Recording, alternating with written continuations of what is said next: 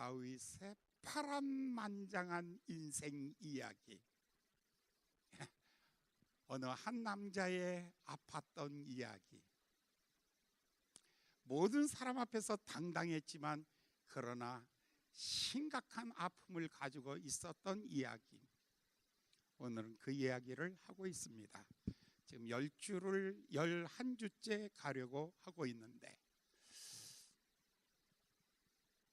여러분, 한 생애를 조명해 보면 역사를 나눌 때 BC와 AD로 나눕니다. 그리스도 오기 전, 그리스도 온 다음. 지금은 예수 그리스도께서 오시고 난 다음 2019년이라고 그렇게 말합니다. 역사의 시간을 그리스도 전, 그리스도 후로 나누듯이 인생도 그렇습니다. 고난의 날들이 있고, 그리고 어느 순간에 하나님의 때에 하나님의 역사하심으로 새로운 시간이 열려지는 역사도 있습니다. 다윗이라는 사람이 성경에 처음 등장하는 것은 약 17세 어린 나이였습니다. 그가 베들레헴에 있을 때 하나님께서 그를 찾아오시면서 파란만장한 인생이 시작된 것입니다. 잔잔한 가슴에다가 돌을 던지면 호수에 돌을 던지듯이 파장이 일어나기 시작하는데, 심령 속에 뜨거운 파장들이 일어납니다. 성령님의 개입하심, 성령님의 인도하심, 성령님의 위로하심, 성령님의 역사하심, 다양한 역사들이 일어납니다. 그리고 그가 30세가 되었을 때 마침내 이스라엘의 왕이 됩니다. 그리고 70세에 40년 후에 70세에 그는 임종하게 됩니다. 이 다윗이라는 사람의 이 고난의 시절 30세까지를 다윗은 고난의 시절을 지나갑니다. 이 긴 고난의 시절을 지나가면서, 그런데 참 힘들었어요. 딱 이 얘기 몇 줄로 이야기하면 하나님 억울해요. 하나님 지쳤어요. 하나님 일어날 기력이 없어요. 하나님 아무것도 나 스스로 할 수 있는 일이 없어요. 하나님 나는 무력해요. 이러한 시간들을 보내고 있게 되죠. 그런데 등산하러 올라갈 때에는, 등산이라는 것은 올라가는 것은 별로 위험하지 않아요. 사실은요, 힘이 드는 거예요. 등산에 올라가는 것은 힘이 들어요. 그러나 정상이라고 생각한 곳에 깃발을 꽂고 나면 내려가기 시작하는 거예요. 그때가 위험하는 거예요. 인생이 보면 40 정도가 중년인데 35세부터 55세 이때를 중년이라고 말해요. 그럼 보통 이때가 언제냐면 한 40세가 되었을 때예요. 이때까지는 인생이 힘든 거예요. 돈도 없어요. 알아주는 사람도 없어요. 그러나 인생 중년 이후에 위기가 닥칠 때에는 넘어져도 일어나지 못하는 거예요. 초년 고생은 넘어져도 괜찮아요. 레슨이니까, 또 다른 새로운 것을 배우게 되니까. 그래서 정상을 향해서 올라가는 거예요. 젊은 사람들이 아무리 힘들고 어렵다 해도 사람들은 괜찮아, 참어, 너는 틀림없이 잘 될 거야. 그러나 여러분들 40대 넘어간 다음에 넘어지면 괜찮아, 너 일어날 거야, 이런 말 하나요? 아니요. 심각하게 받아들일 수밖에 없어요. 일어날 수 있는 시간이 없고, 일어날 수 있는 에너지가 없고, 일어날 수 있는 용기도 없어지는 거예요. 다윗의 나이, 왕이 되었을 때, 다윗 30의 왕이 됩니다. 바로 이때까지 다윗은 베들레헴에서 성령의 기름 부음을 받습니다. 누가 찾아옵니까? 사무엘이 찾아옵니다. 그리고 그를 지명하여 불러 그에게 기름 부어 하나님의 사람으로 만듭니다. 그리고 난 다음에 다윗의 고난은 골리앗과의 싸움입니다. 하나님께서는 돌멩이를 던졌는데 그 돌멩이가 원자폭탄보다도 힘이 있습니다. 정확한 표현은 돌멩이가 맞은 것이 아니라 돌멩이가 머릿속에 박혀버렸다라고 성경은 원어에서는 그렇게 얘기하고 있어요. 그러니 그 힘이 얼마나 대단했습니까? 그 다음에 그는 아주 인기를 얻게 되고 사울은 천천히요 다윗은 만만히로다. 그 다음에 찾아오는 위기, 사울 왕의 그의 추적이 시작됩니다. 이 이빨 빠진 사울이 다윗을 죽이려고 유대 광야 경상북도만한 땅을 3,000명의 군사를 데리고 계속해서 추적합니다. 도피 생활이 시작된 것입니다. 창날이 그의 심장 앞에 멎고 말았을 때에 얼마나 위기의식을 느낍니까? 그는 높 땅에 가서 제사장에게 거짓말을 합니다. 그는 블레셋 땅에 들어가 가지고 미친 척도 합니다. 그리고 해외로 넘어갑니다. 시글락에 가서는 마침내 일어날 기력이 없었습니다. 그를 따르던 600명의 사람들이 돌멩이를 들고 다윗을 향하여 집어던집니다. 성경은 이렇게 말합니다. 울 기력조차 없었다고. 울고 싶어도 울 의욕도 없어요. 눈물이 안 나는 거예요. 너무 가슴이 먹먹하고 가슴이 막막해가지고 울 기력조차 없을 때에 그가 하나님 앞에 이렇게 말합니다. 하나님, 일어나서 추적할 수 있사오리까? 하나님이 이렇게 말합니다. 일어나 추적하라. 일어나 추적하라. 네가 반드시 그들을 얻을 것이니라. 성경 한마디로 여호와를 힘입고 일어났다. 여호와를 힘입고 일어났느니라. 오직 여기서 배운 레슨 하나는 하나님 의지하기. 나보다 강하신 하나님. 여러분이요, 그래서 다윗이 이렇게 말합니다. 나를 내가 여호와를 사랑하나이다. 그가 나의 힘이 되신 여호와를 사랑하나이다. 나의 힘은 오직 여호와 한 분이십니다.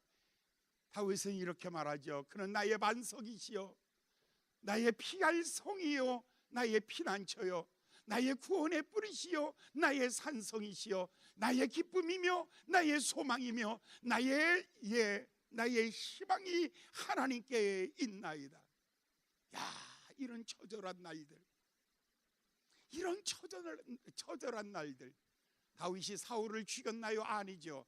사울이 길보 전투에 나갔다가 그가 창에 맞아 쓰러집니다. 그 소식을 듣고 난 다음에 헤브론 사람들이 와서 다윗을 왕으로 세워준 것입니다.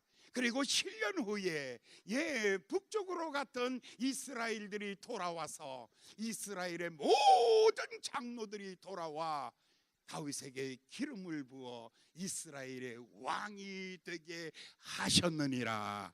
할렐루야. 오늘 내가 왕 된 것은 나의 힘이 아닙니다. 내가 주를 의지할 때 주께서 나에게 힘 주시고 주께서 나를 인도하시고 주께서 나의 방패가 되시고 주께서 나의 기쁨이 되시고 오직 주밖에 나에게 다른 주가 없나이다. 주님만이 나의 주인이십니다. 내 삶의 주인이십니다. 내 생명의 주인이십니다. 내 삶 전부의 주인은 오직 주님이십니다. 할렐루야. 왕이 되고 난 다음에 너무 좋은 거예요. 사무엘하 5장에 가면요, 히람의 왕이요, 이제 뇌물이 들어오기 시작하는 거예요. 다윗이 왕이 되고 난 다음에 주변 국가들을 점검해 가고 있습니다. 계속해서 전쟁에 나가면 승리하게 됩니다. 히람의 왕은요, 백향목과 금을 다윗에게 보내어서 그것을 가지고 백향목 궁을 짓습니다. 화려하고 백향목 궁은요, 이것은 레바논의 찬 곳에서 눈 덮인 산에서 자라는 나무입니다. 이 나무는 100년이 가도 썩지 않습니다. 이 향기 때문에 다른 벌레들이 끼지 않는 거예요. 그러면서도 향기가 너무 좋은 나무예요. 그리고 그 나무는 단단하고 곧게 뻗은 나무예요. 좋은 백향목으로 궁궐을 지었습니다. 백향목으로 궁궐을 다 지은 거예요. 그러니 얼마나 좋아요. 너무너무 좋은 거예요. 뭐가 생각날까요? 뭐가 생각날까요? 예루살렘이 이스라엘의 수도가 되고 수도 중앙에다가 왕궁을 지었단 말입니다. 뭐가 생각날까요? 첫 번째 생각난 거 예배가 생각난 거예요. 그가 첫 번째 한 것은 예배가 생각난 거예요. 내가 약할 때 내게 나를 붙잡아 주시고, 내가 넘어졌을 때 나를 세워주시고, 내가 갈 바를 알지 못했을 때 주께서 내 인생의 나침판이 되어주시고, 캄캄한 밤에 새벽별이 되어주시고, 광명한 새벽별이 나를 인도한 것처럼 어둠 속에서 나를 인도하시고 나를 강하게 하시고 나를 담대하게 하신 그 하나님, 내가 그 하나님을 찬양합니다. 할렐루야. 거룩한 워십이, 거룩한 예배가 시작되는 거예요. 예배하고 싶다. 내가 그 하나님을 예배하고 싶다. 동기는 좋았는데 방법이 잘못됐어요. 어떤 것은 방법은 좋은데 동기가 잘못된 거예요. 목적과 수단, 방법, 이거 굉장히 조심해야 되는 말이에요. 여러분 옆 사람하고 한번 얘기해 보세요. 수단 방법 가리지 말고 대학 들어가라. 다시, 수단 방법 가리지 말고 대학에 들어가라. 그러면 뭐가 되죠? 최순실 딸 이름 뭐야? 곡골나는 거예요. 수단 방법 가리지 말고 돈 긁어 모아라. 누구 꼴나는 거예요? 이거 얘기하면 큰일 나. 감옥에 있는 그 아저씨 생각나요. 수단 방법 가리지 말고 권력을 쟁취하라. 누가 생각날까요? 광주 세태가 비슷하게 생각나기 시작하네. 뭐예요? 수단 방법 가리지 말고 가장 중요한 거, 수단이 인생을 끌고 가면 안 돼요. 목적이 인생을 끌고 가야 되는 거예요. 돈이 있어서 사는 게 아니에요. 하나님 영광 위하여 사는 겁니다. 할렐루야. 시간이 있어서 이 자리에 온 것 아니에요. 하나님 앞에 예배하기 위하여 이 자리에 온 것입니다. 할렐루야. 수단이 목적을 능가해버리면 영적인 위기가 오는 거예요. 예배하고 싶어요. 목적은 굉장히 좋았어요. 예배하고 싶어요. 지난 주간의 제목이 그거예요. 축제 예배. 이거는 점 찍어야 되는데 점이 안 찍혀 있어요. 지난 주보 우리 미스가 하나 났는데 축제와 예배예요. 이 둘이 뭐가 다른가? 축제와 예배. 처음에는 예배 드리기를 원했어요. 그런데 예배가 뭘로 바뀌냐면 축제로 바뀌어요. 6장에서 제일 먼저 한 게 뭐냐면 하나님의 법궤를 예루살렘으로 가져오는 거예요. 가져오기 위해서 제일 먼저 한 일이 뭐냐면 이스라엘 가운데서 빼낸 사람, 특별히 사람을 뽑았어요. 잘생긴 사람, 학벌 좋은 사람, 배경 좋은 사람, 괜찮은 사람, 쓸만한 사람을 뽑았는데 몇 명? 3만 명을 뽑았어요. 3만 명을 뽑은 거예요. 두 번째, 법궤를 옮기기 위해서 새 수레를 만들었어요. 새 수레. 좋은 거죠. 벤츠, 좋은 벤츠를 하나 사온 거예요. 아주 좋은 거죠. 그 다음에는 우사와 아효에게 이 소몰이를 하도록 시켰어요. 이 법궤를 운반하도록. 네 번째, 그리고 모든 악기를 동원해서 노래하며 춤추며 완전히 퍼레이드를 벌이고 있는 거예요. 여러분, 예수님께서 종려주일날 예루살렘 성전에 입성할 때 예수님의 퍼레이드를 보십시오. 얼마나 초라한가. 나귀를 가져다가 나귀 위에 옷을 벗어서, 제자들의 옷을 벗어 올려놓고, 그리고 예수님이 나귀를 타고 들어가실 때 사람들은 옷을 벗었고 종려나무 가지를 꺾어서 호산나 다윗의 자손이여 하며 예수님께서 예루살렘 입성하실 때 예수님은 심히 기뻤습니다. 너무 예수님도 좋아가지고 이렇게 말하죠. 만일 너희들이 소리 지르지 아니하면, 너희들이 찬양하지 아니하면 저 돌들이 찬양하리라. 예수님이 만족했다는 말이에요. 근데 오늘은 전혀 사건이 달라졌어요. 이렇게 해가지고 퍼레이드가 시작했어요. 이 장엄한 퍼레이드가 예배인 줄 알았어요. 하나님이 이렇게 하면 예배를 받으시는 줄 알았어요. 그런데 이 수레가 조금 가다가 나곤 타작마당에서 소가 막 날뛰는 거예요. 그랬더니 거기 있던 법궤가 떨어지려고 하는 것을 우사가 가서 딱 막고 서 있어요. 그때 하나님이 충돌하셨다. 이게 충돌.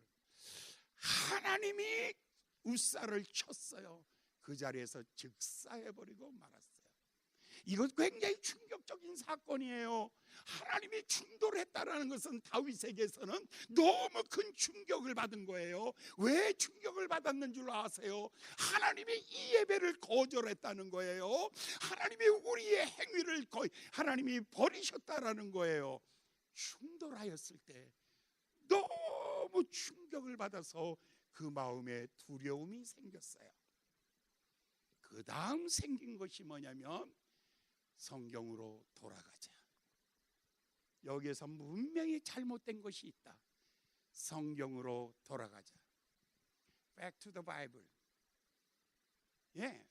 로마 교황청이 화려함 속에서 예배가 축제로 만들어놨을 때 그 안에 진정한 예수의 보혈이 강물같이 흘러가는 예배의 본질을 잃어버렸을 때에 성경으로 돌아가자. Back to the Bible. 누구예요? 마틴 루터의 이야기예요. 처음으로 돌아가자. 성경으로 돌아가자. 드디어 다윗이 100일 동안, 3개월 동안 성경을 뒤지기 시작하죠. 민수기 4장 1절부터 말씀을 발견하게 돼요. 거기 성경에 뭐라고 얘기했어요? 하나님의 법궤를 옮길 때에는 반드시 제사장이 하여야 할 것이다. 아론의 아들들 가운데도 고핫 자손이 할 것이다.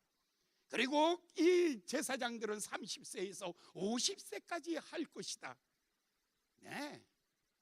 분명한 이야기가 있잖아요. 근데 뭐가 틀렸어요? 이스라엘 가운데 뺀 사람 제사장이 아니었어요.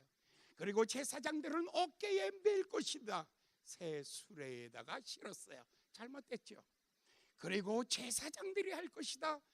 우사와 아요가 했어요. 해야 될 것은 안 하고 모든 악기를 동원하라는 말은 성경에 없었어요. 하라는 것은 안 하고 하지 말라는 것을 하는 거예요. 왜? 내가 잘하기 위해서. 따라하세요. 잘하는 것이 아니라 바르게 하는 것이다. 오늘 우리가 놓치고 있는 가장 중요한 것, 잘하려고 하면 외식이 돼요. 잘하려고 하면 가짜가 돼요. 그러나 정직하고 바르게 하려면 성경으로 돌아와야 되는 거예요.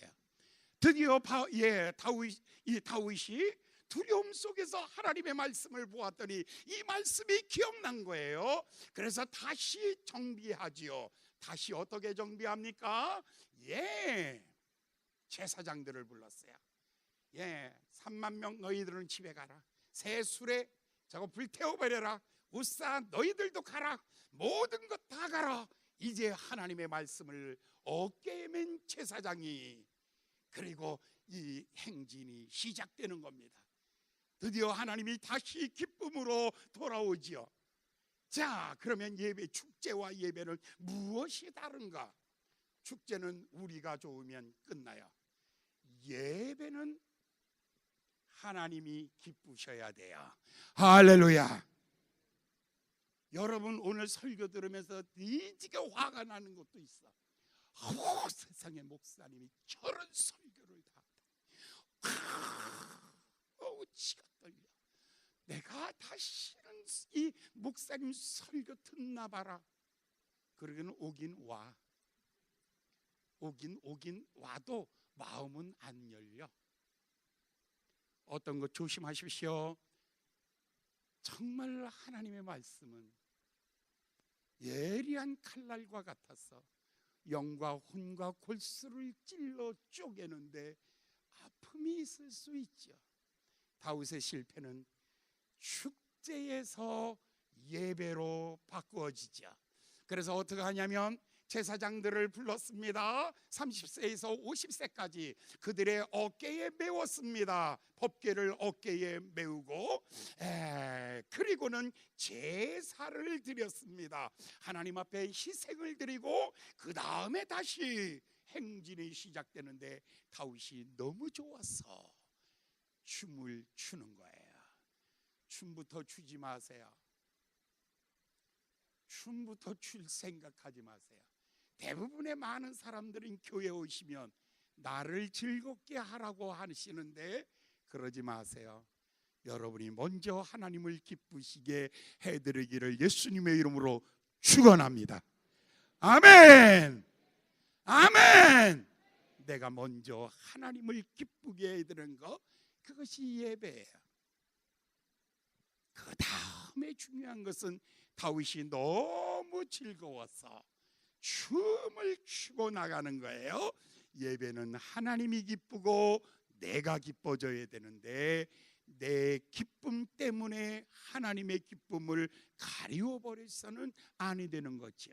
다윗의 첫 번째 실패. 그런데 보십시오. 다윗이 이때까지의 문제가 아니에요. 왕이 돼서 40년간의 치세 가운데서 이때의 문제점을 성경이 쫙 나열해 가는데 제일 먼저 예배가 실패했습니다. 축제에서 예배로 바뀌었습니다. 그 다음에 성전에서, 성전 건축에서 두 번째 문제가 생겼습니다. 얻어맞는 역사들이 일어나는 거예요. 그 다음에 밧세바 우리아의 아내를 간음하는 사건이, 간음 사건이 하나 또 터집니다. 그 바람에 사람들이 죽어나갑니다. 그리고 난 다음에 또 사건이 터집니다. 그 다음에 아들 압살롬이가 반역을 일으켜서 아버지를 죽이려 하는 사건이 일어납니다. 그 다음에 그의 말년의 마지막에 그가 백성의 숫자를 계수하는데 군대가 100만이 넘습니다. 교만했지요. 그러다가 하나님 앞에 맞았습니다. 그런데 성경에 이렇게 얘기해요.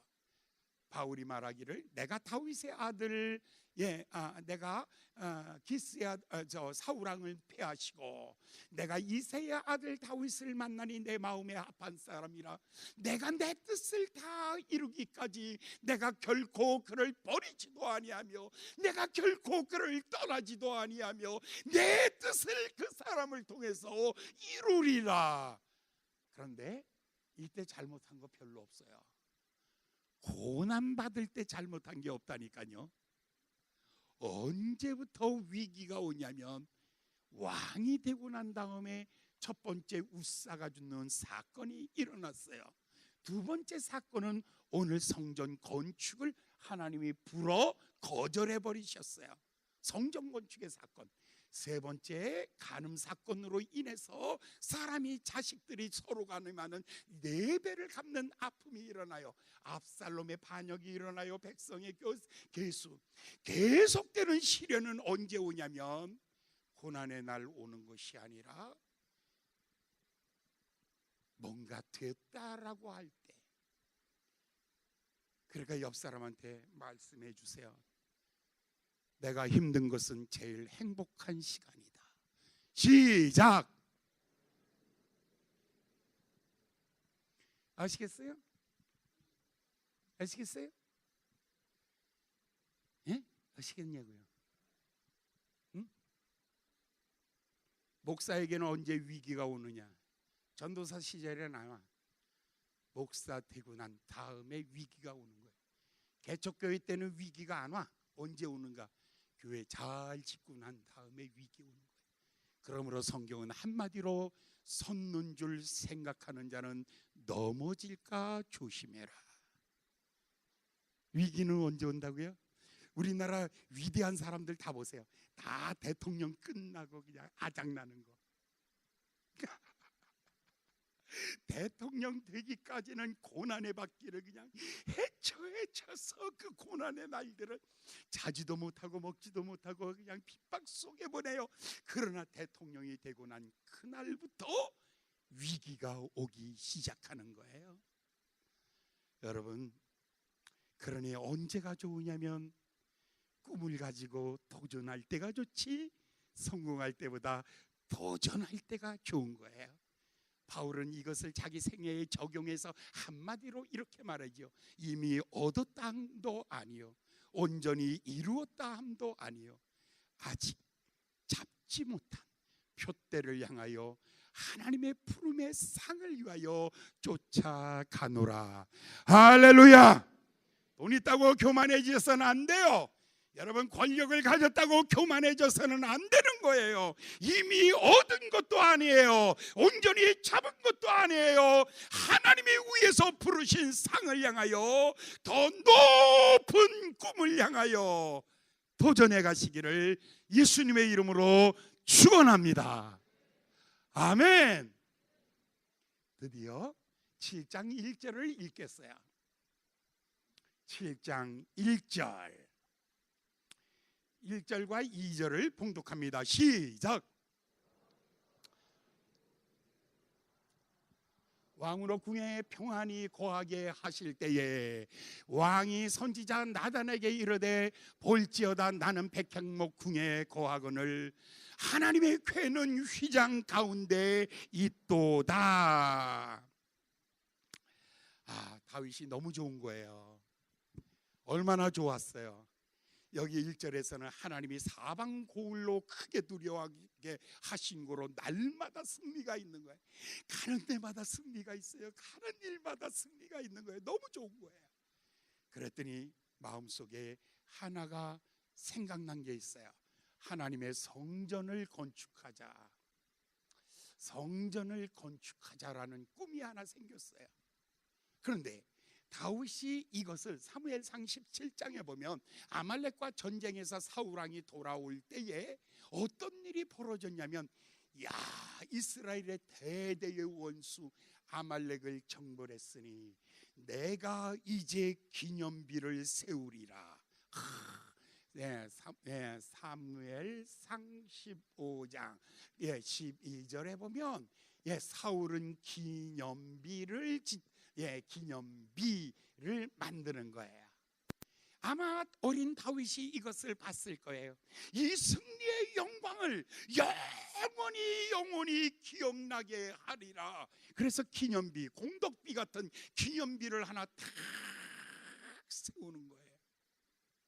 인생의 야망은 기념비를 세우는 거야. 보라, 내가 얼마나 담대하게 싸워 이겼는가를.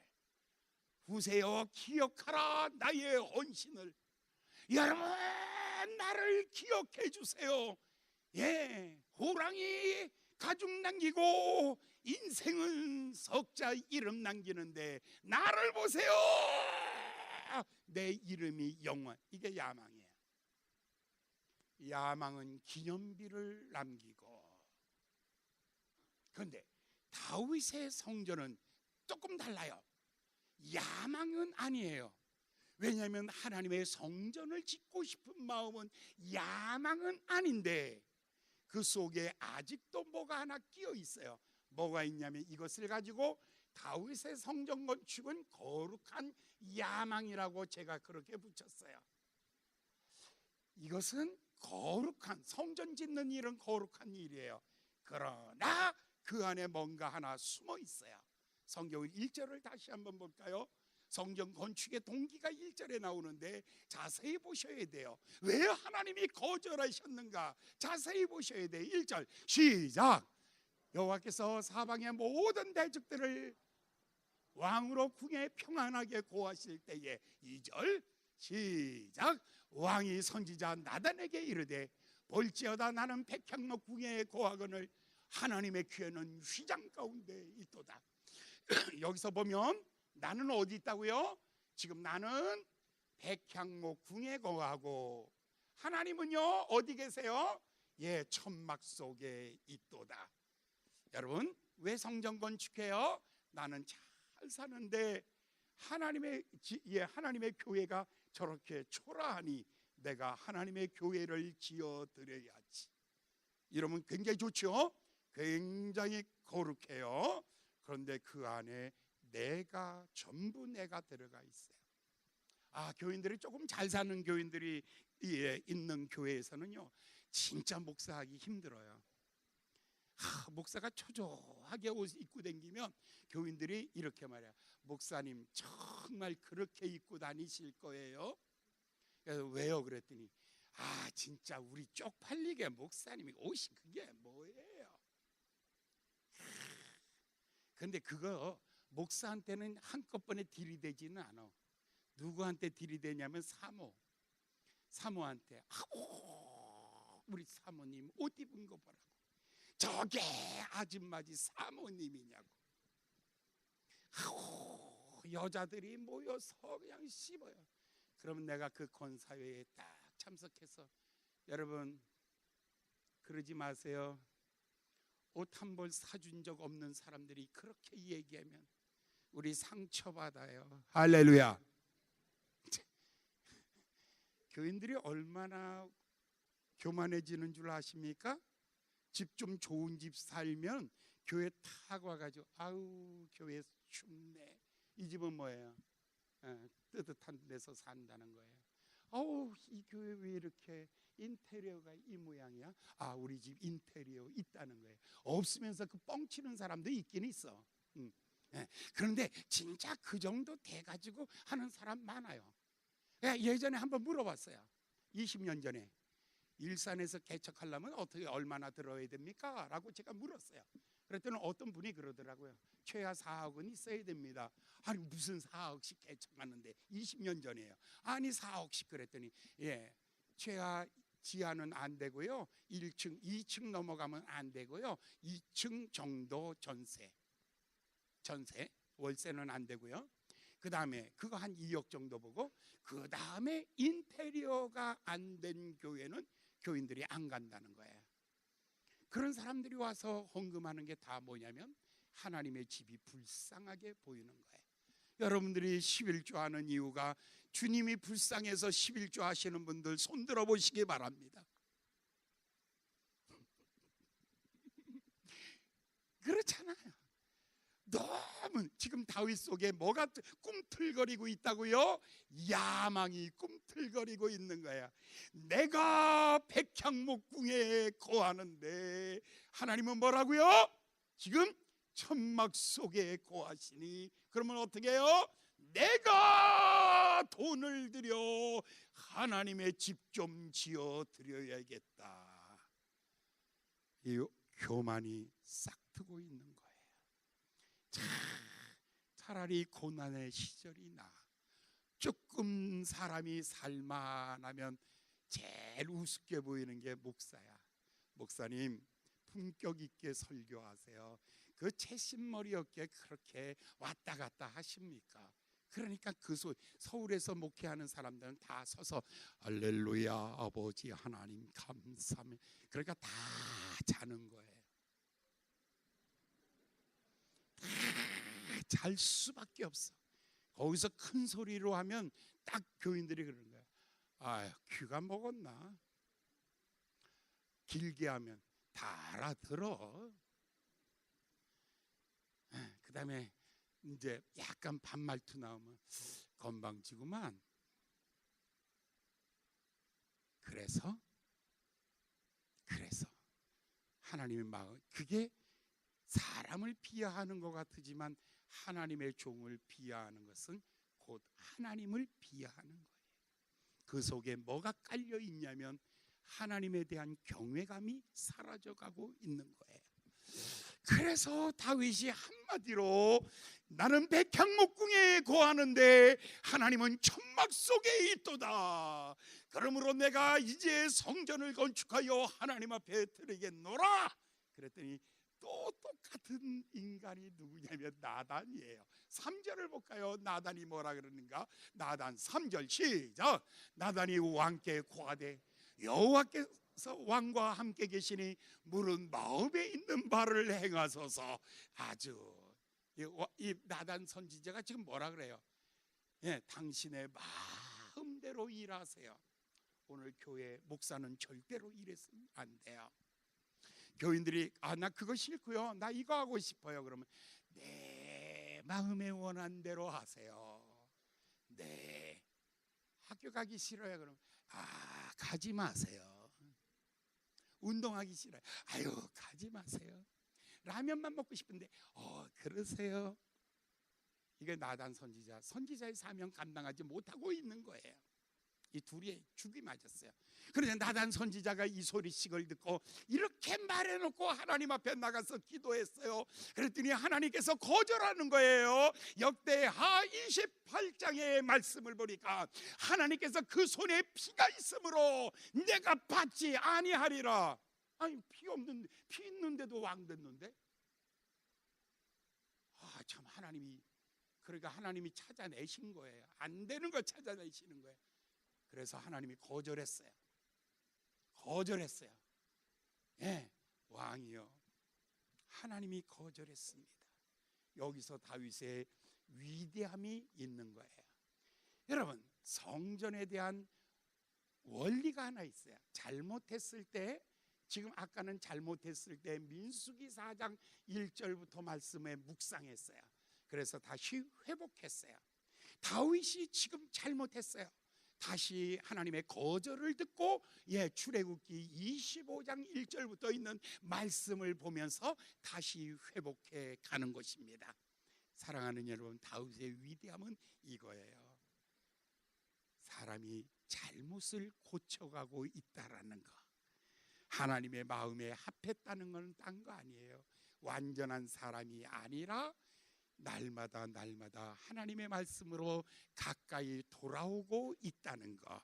할렐루야.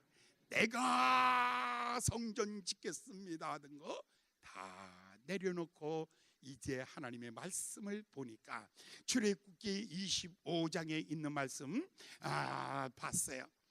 출애굽기 25장의 말씀을 보면 내가 그들 중에 거할 성소를 그들을 지켜 나를 위하여 짓되 내가 내게 보인 대로 식양대로 해라. 이 성소를 건축하는 것은 내가 그들을 시켜 어디서 시작되냐면 하나님의 말씀이 임재하는 데서 성전 건축이 시키는 거야. 그 다음에 그 성전은 나를 위하여 짓되 그 다음에 세 번째, 산에서 내게 보인 식양대로 지어라. 설계도면은 누가 만들었어요? 하나님이 내가 만든다. 이 성전은 왜 지어야 돼요? 나를 위하여 지어라. 누가 짓는가? 내가 시키는 사람이 해라. 간단해요. 설계도면 하나님이 주시는 거예요. 일꾼 하나님이 주시는 거예요. 지금 다윗은 물질만 있다고 다 있는 줄 알아요. 돈만 있다고 다 있는 줄 아는 거예요. 아니에요. 중요한 거, 사역자는 누구예요? 하나님이 시키는 소명받은 사람이에요. 그 다음에 나를 위하여 짓되 그 다음에 식양대로 지어라. 이거 진짜 저도 성전 건축을 제가 38살에 성전 건축을 했어요. 첫 번째. 두 번째 성전 건축은 46살에 했어요. 그 다음에 세 번째 성전 건축은 이 성전인데 이 성전은 말 안 할래. 왜냐하면 내 나이가 어때서 뭐라 그럴 것 같아서 자신이 없어서 59살에 했어요. 자, 그런데 처음 건축할 때 너무 흥분한 거예요. 와, 목사로 소명받아서 성전 건축한다는 것은 최고의 영광이에요. 나도 성전을 건축하는구나. 너무 좋은 거예요. 그래서 야, 이왕 건축할 바에는 3,000석, 이거보다 3배 3,000석짜리 교회를 지어서 강원도에서 제일 큰 교회 침례 교단 안에서도 총회를 하고도 남는 교회, 멋진 교회 진짜. 그래서 3,000석짜리 설계 도면을 딱 떠가지고 와가지고 교인들 앞에 딱 내려놨어요. 자, 여러분, 내년에 우리가 건축을 8월 달이에요. 내년에 건축을 시작하는데 이 성전을 건축합시다 하고 딱 했더니 가만, 왜 그런가 몰랐어요. 그런데 한 사람이 목사님, 한 가지 질문하겠습니다. 하세요. 뭔데요? 그랬더니 그분이 딱 하는 말이, 목사님, 우리 교회 짓는 것입니까? 종의 빌딩 짓는 것입니까? 종의 교회 짓는 겁니까? 우리 교회 짓는 겁니까? 가만히 보니까 우리를 자랑하고 싶어서 했던, 그 순간에 딱 알았어요. 그 자리에서 찢었어요. 빠! 틀렸습니다. 버리겠습니다. 오늘부로 우리 교회 짓습니다. 할렐루야. 그랬더니 박수 치더라고. 교인들이 그 자리에서 결단해 버렸어요. 이건 잘못된 거야. 팍 찢어버렸더니 그 자리에서 결단해. 그래서 그 교회를 지었어요. 그다음에 두 번째 교회는 문산에 홍수가 나서 여기는 우리 교회를 지었고 여기는 회복을 위해서 교회를 지었고, 근데 이 교회는 왜 졌는지 몰라. 이 교회는 진짜 왜 졌는지를 몰라. 우리 교회도 아니야. 회복을 위한 것도 아니야. 이 교회는 왜 졌냐면 하나님이 지라 그래서 진 거야. 간단해요. 제가 제일 먼저 실패한 게 이거였어요. 가장 큰 실패는 우리 교회를 짓는다는 거. 이걸 몰랐어요. 하나님이 안 기뻐한다는 거. 이걸 몰랐어요. 근데 어느 날 대전에 늘사랑교회가 있는데 120억짜리 교회를 짓는 거예요. 근데 우리 김영화 전도사님이 거기 사역자로 있을 때 하루는 금요일 밤에 막 울면서 전화가 온 거야. 아빠, 난 지금 우리 담임 목사님 정신없어가지고 진짜 지금 머리 아파. 왜? 그랬더니 동영상을 하나 만들어야 되는데 이번 주일날 전 교인들에게 보여줄 동영상인데 우리가 성전 건축을 해야 되는 당위성에 대해서 설명해 주는 거예요. 그걸 영상으로 만들어야 돼. 그래야지 그날 결정이 되는 거예요. 그래서 목사님이 월요일날 이거 하라고 명령을 줬길래 우리 김영하 전도사님이 이걸 생각했대요. 우리 교회가 지금 저분이 더 좋은 곳으로, 우리 교회가 또 시내 좋은 자리로, 그 다음에 모든 사람이 행복해지고, 그랬더니 우리 교회 짓는 거를 프로그램을 짜서 만들어 10분짜리 동영상. 10분짜리 동영상이면요 적어도 하루 이상 사진을 찍어야 돼요. 그런데 내일 저녁까지 이걸 만들려고 하니까, 그리고 목사님이 딱 버리니까 그 순간에 절망을 느낀 거예요. 뭘 하라는 말도 안 하고 무조건 하라 그러면 내가 무슨 하나님이야? 막 만들어내는 거야? 도대체 목사들은 다 그래? 전도사 때는요 목사 우습게 여긴다니까. 목사들은 다 그래? 그러면서 딱 온 거야. 그래서 아빠, 이거 어떻게 하면 좋아? 그래서 내가 한마디로 얘기했어요. 이 얘기를 했어요. 출애굽기 25장 1절부터 3절의 말씀을 다시 봐라. 성경 펴라. 이렇게 기록되어 있지. 그들을 시켜 나를 위하여 내가 보인 대로 지어라. 여기서 가장 중요한 거, 이 성전 왜 짓느냐? 우리를 위한 교회가 아니라 하나님의 영광을 위한 교회를 건축하는 것이다. 알겠느냐? 이쪼다야. 있었다는 거예요. 그리고 하루 종일 그 동영상을 다시 만들어 가지고 저녁에 목사님한테 딱 보여줬더니 목사님이 그러는 거야. 야, 너는 내 마음에 쏙 들게 만들어 왔구나. 정말 고맙다. 그런데 그 이튿날 그것을 딱 들어주고 나니까 전 교인들이 마음이 하나 돼서 하나님이 기뻐하는 성전, 하나님의 영광을 위하여 지읍시다 라고 해가지고 그 성전이 짓고 완성된 거예요. 할렐루야. 나도 첫 번째 실수는 뭐냐면 우리 교회에 지었어요.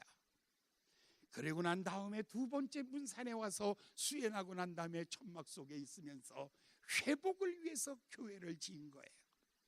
그러면서 저쪽 교회에 있을 때 2011년 12년 막 지나가면서 교인들은 1부 예배 꽉 차, 2부 예배 꽉 차.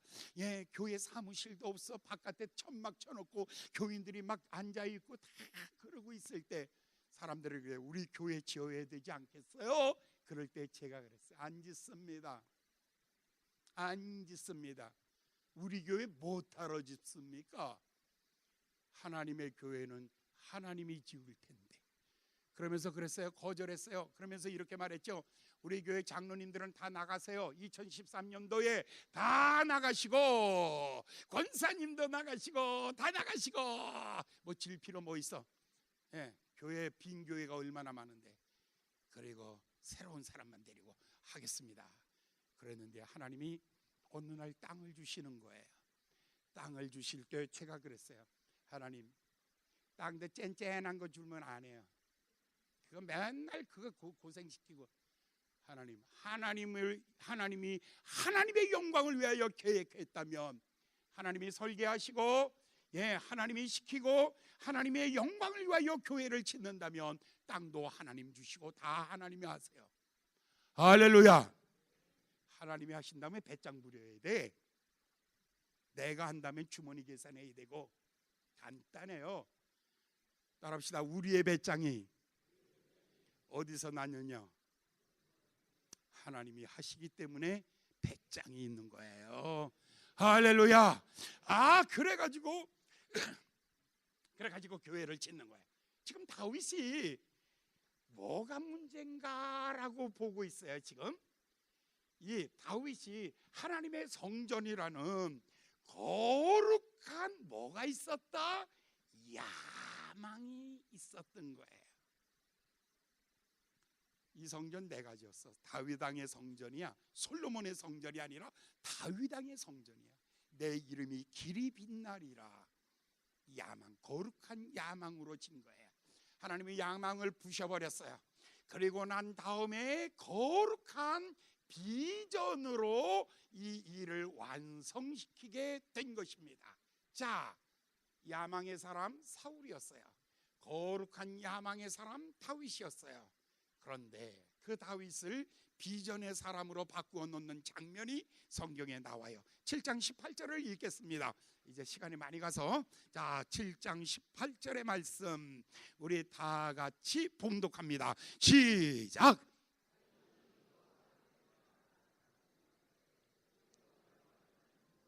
내가 누구오며 내 집이 무엇이간데 여기까지 이르게 하셨나이까. 여기서 하나님 앞에서 자기를 돌아보는 거예요. 내가 누구였는가? 베들레헴이 양치기 아니었는가? 우리 집이 무엇이었는가? 이새의 집이 아닌가? 그런데 여기까지 이르게 하셨도다. 이 말은 회개하고 있는 거예요. 내가 교만하게 내가 돈으로 성전 지으려고 했구나.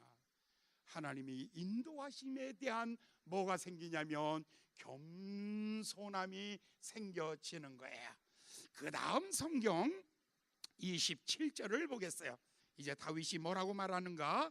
27절 봉독합니다. 시작. 만군의 여호와 이스라엘의 하나님이여 주의 종으로 알게 하사 이르시기를 내가 너를 위하여 집을 세우리라 하신 거로 주의 종이 이 기도로 구할 마음이 생겼나이다. 기도하기를 시작합니다. 그 다음에 세 번째 28절과 29절 봉독합니다. 28절과 29절 시작. 주 여호와여 오직 주는 하나님이시며 말씀이 참되시되야 주께서 이 좋은 것으로 종에게 허락하셨사오니 이제 청컨대 종의 집으로 복을 주사 주 앞에서 영원히 있게 하옵시고 주 여호와께서 말씀하셨사오니 주의 은혜로 주의 종이 집이 주의 종의 집에 이게 무슨 뜻이에요? 우리 아들을 통해서 이제 이게 야망은 내가 하는 거예요. 내가 하고 내 영광을 나타내는 거예요. 거룩함이라는 포장하에 내 꿈을 성취하려는 거예요. 비전, 거룩한 비전이라는 것은 내가 없어지는 거예요. 하나님 앞에 생각해 보니까 주여 내가 누구간데 오늘 이 자리에 있습니까? 그저 하나님의 은혜입니다.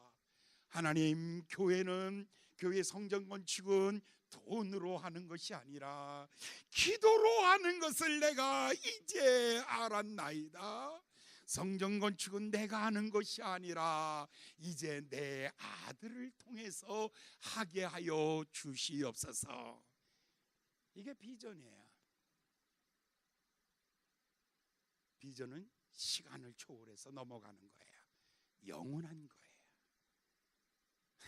여러분들 보면 거의가 다 보면 거룩을 빙자한 야망의 사람이 있지 거룩한 비전의 사람이 아니라는 거예요.